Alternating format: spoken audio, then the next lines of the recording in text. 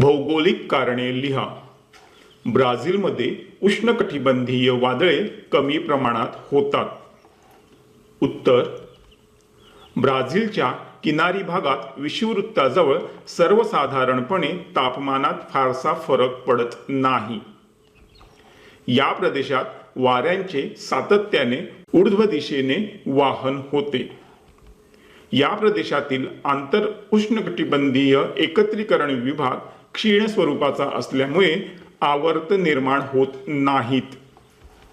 त्यामुळे ब्राझीलमध्ये उष्णकटिबंधीय वादळे कमी प्रमाणात होतात।